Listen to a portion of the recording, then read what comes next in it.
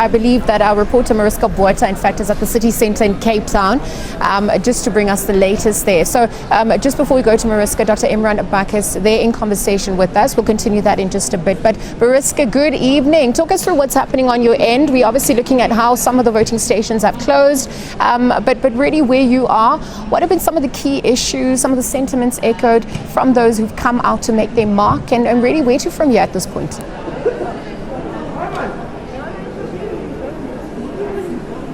Well, we've been seeing something spectacular today. Droves and droves and thousands of people in queues across Cape Town. We even getting reports right now, 30 kilometers from where we are right now, people have been queuing for hours and hours in their thousands. We are at the Civic Centre where they closed the gates exactly at 9 o'clock. It's now 45 minutes later, and there's still people left behind who still have to make their mark. It has been remarkable to see democracy in action today because people really came out. And I must call this gentleman closer. He's so excited. He voted just now. Please join us here, sir. Thank you very much for joining us. Hey. You voted just a little while ago. Why was it important for you to stand in this long queue to make your mark? So I really need to say that it's my first time actually voting. Wonderful. I've never voted before because I just didn't see the fit for it. But I think this is a very impeccable time to actually vote. Very exciting. It's very long. The queues are long and whatever. But I think people should actually just come and vote and actually decide where and what we want to decide for the country. What is it going to be? Very excited to see what it's going to be. Sure. Don't tell us who you voted for. That's your secret. It's, no. You keep it private. So what was your motivation? Because you said you never voted before. The motivation was I really actually care about the country at the moment, and I think it affects me. It affects me not only when it comes to my career, but it affects me in terms of what I see just in my environment. Where I live right now, there's a lot of people that are squatters. My family is actually going through a lot of things. I've got a lot of family members that don't actually work and are unemployed.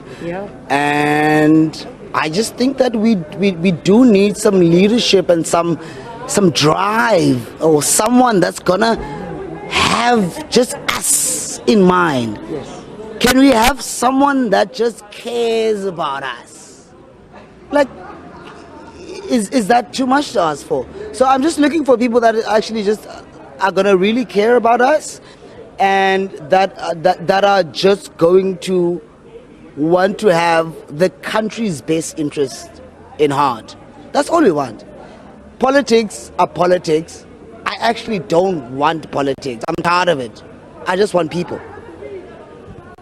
Thank you so very, very much. Thank you for waiting, and thank you for your time. Thank you very much. And thank you for doing your civic duty. Well, I mean, what do I say after that? Can we just have someone to care about us? That's what the young gentleman told me now. It's the first time he voted, and this time he was swayed by that very question. Can somebody just care about us? I'm actually getting goosebumps just listening to that. You heard him say he has family that are not employed. People who are living in shacks. There are many, many issues that drive people to voting stations on a day like today. But as you heard him say there now, those are some of the most pertinent issues. And as we were speaking to him, and it doesn't even matter that the rest of the people left, we would have loved to have spoken to them.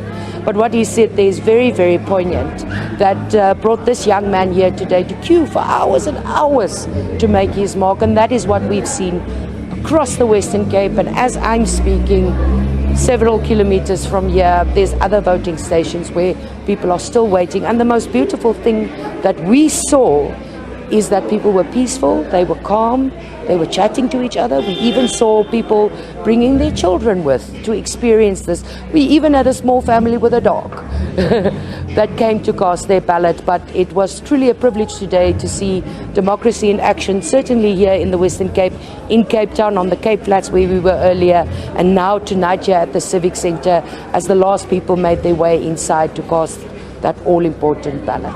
Mariska, thank you so much for that update. Yes, some of the pertinent questions that people are asking as they make their mark, the issues coming to the fore. We're going to leave our chat at this point. Of course, we'll continue to monitor developments as the results begin to trickle in.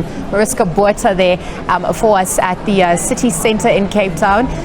Just speaking to a first-time voter, sharing their sentiments. Do they care?